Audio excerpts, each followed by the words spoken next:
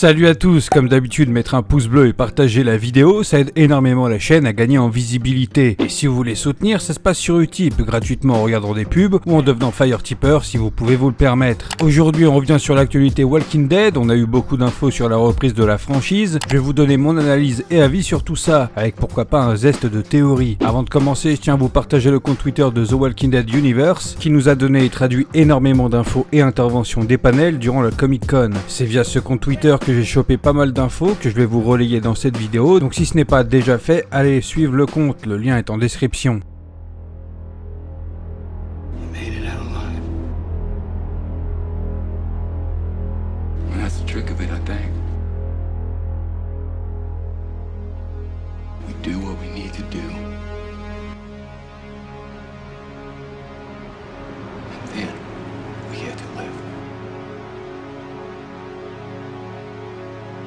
This is how we survive. We tell ourselves that we are the Walking Dead.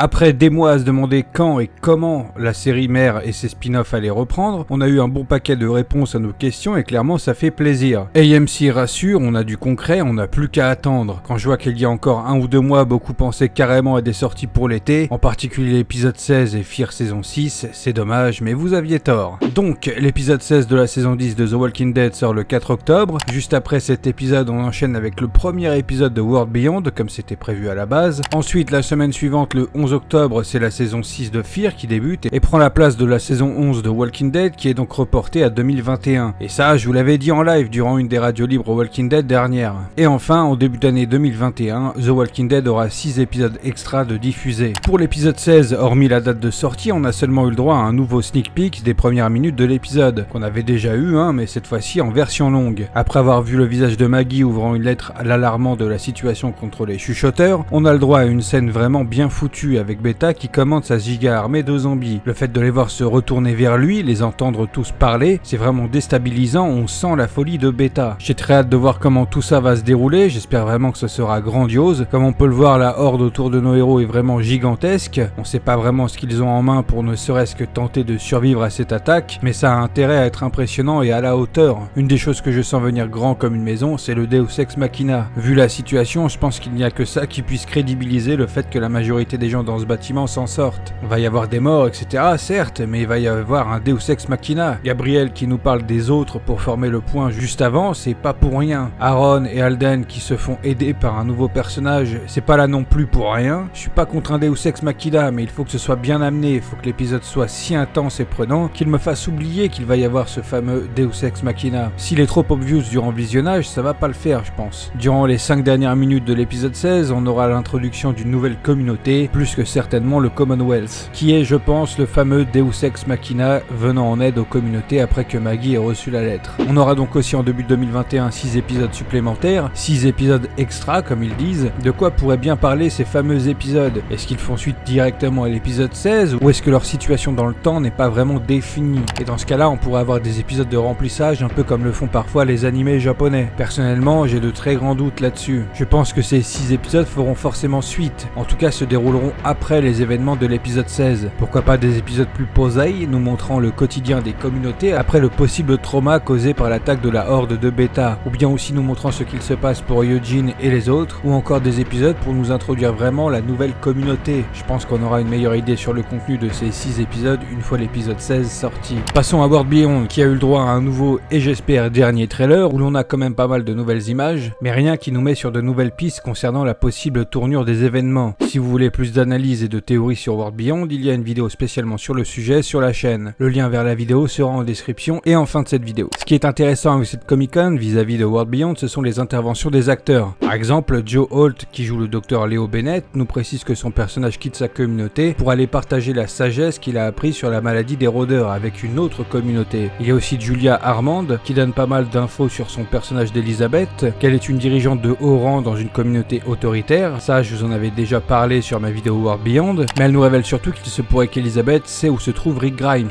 Étant donné qu'elle est haut gradée au sein du CRM, c'est pas très étonnant. En revanche, Julia nous dit qu'il faudrait probablement ne pas trop croire en son personnage. En gros, elle nous confirme qu'Elizabeth est bel et bien l'antagoniste de la série. On a aussi le personnage de Félix qui est confirmé comme étant le chef de la sécurité de la communauté et que l'une de ses tâches est de former, d'apprendre aux jeunes à se défendre. Et enfin, notre très cher Scott Gimple nous explique bien que le CRM occupera beaucoup l'histoire de World Beyond et qu'on en apprendra beaucoup sur eux. Ils seront constamment présents dans la série. Bon, hormis ces quelques infos, on n'en apprend pas beaucoup plus que ça et c'est tant mieux. J'ai envie d'être surpris un maximum avec cette nouvelle série. J'espère ne pas être déçu. Ce qui me rassure, c'est que le dernier trailer précise bien que World Beyond n'aura que 2 saisons. En déplaise à un certain chauve dont je ne citerai pas le nom, hein, on l'appelle le Yankee dans le milieu.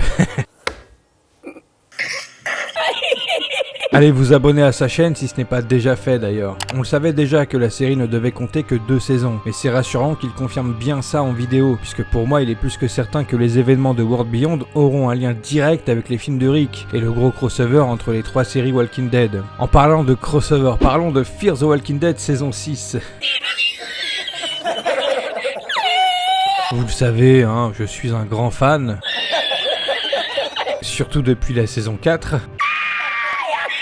Plus sérieusement, ça a été l'occasion pour AMC de nous dévoiler à nouveau un teaser avec cette fois-ci de nouvelles images et carrément l'introduction d'un nouveau personnage qui a le droit à un dialogue avec Virginia. Ce personnage, c'est un espèce de cow-boy chasseur de tête qui sera visiblement à la recherche de Morgan pour lui couper la tête, justement. En gros, le gars il est là pour couper les têtes de personnes mort-vivantes ou non pour le compte de Virginia et certainement d'autres personnes. On dirait un espèce de tueur à gages de l'apocalypse, le gars. Très clairement, ce personnage le sent mais pas du tout. Pour moi, ce sera un énième personnage de merde rajouté à la série. J'espère au moins qu'il y aura de bonnes scènes, mais j'ai plus l'impression qu'on aura le droit à une Martha 2.0. Je vous le dis d'avance. En ce qui concerne les interventions des acteurs durant le panel, j'ai même pas envie de relever tellement c'est désespérant. La seule chose intéressante, c'est Scott Gimple qui nous dit qu'il y aura plusieurs sauts dans le temps durant cette saison 6. Je mise clairement sur la même façon de faire qu'en première partie de saison 4, avec une temporalité juste après les événements de la saison 5, et l'autre plusieurs mois plus tard, voire une année. Je vais me répéter encore et toujours, mais pour moi, Fear est mort depuis la fin de saison 3. Ce qui suit n'est rien d'autre qu'un putain de cauchemar, y a pas d'autre mot. AMC a détruit la série qui proposait quelque chose d'aussi puissant que The Walking Dead pour nous servir un pseudo crossover qui ne raconte absolument rien, si ce n'est les nouvelles aventures de Morgan et ses nouveaux amis. Pour moi, la seule chose qui peut être intéressante avec cette saison 6, c'est le lien avec le CRM et de fait avec le gros crossover avec World Beyond et la série mère. Le reste, ce sera du salé à l'infini, c'est clair et net. Je vous invite d'ailleurs à aller voir mes vidéos critiques salées sur la saison 4 et sur la 5, que j'ai coupées en 2 parties. Vous en avez pour pas moins de 4 heures de contenu entre critique, sel et humour. Les liens seront en description et en fin de vidéo. Pour le peu de gens qui ont suivi ces vidéos-là, je songe à un tout nouveau format pour cette saison 6. Je suis très fier de mes vidéos critiques salées sur Fear, mais les vidéos sont de plus en plus longues et clairement le ratio de temps fourni et investi par rapport au retour sur les vidéos, les calculs sont pas bons, Kevin, tout simplement. Je pense que le meilleur format c'est la réaction salée, je pense sérieusement à faire ça. Je me filmerai en mode réaction avec ensuite une petite partie où je donne mon avis global sur l'épisode et basta. Donc attention, j'y songe, j'y pense, mais je confirme rien pour le moment. Je vous tiendrai au courant le moment venu justement. Dites-moi en commentaire ce que vous en pensez. Je ferai certainement un sondage dans les jours à venir.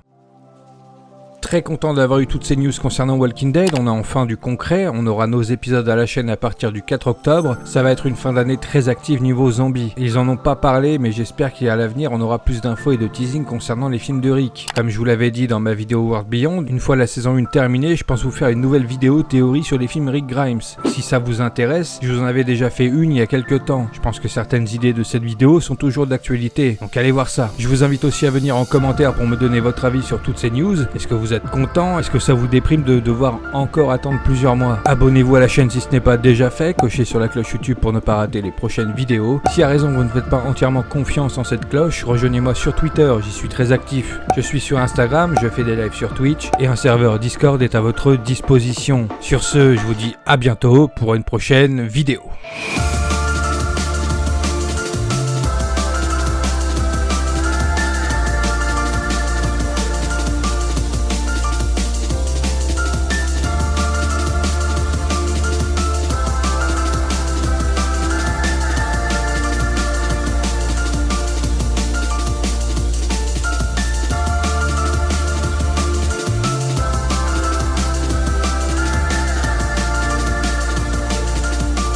Je vais en ban un ou deux là. Je vais en ban un ou deux là.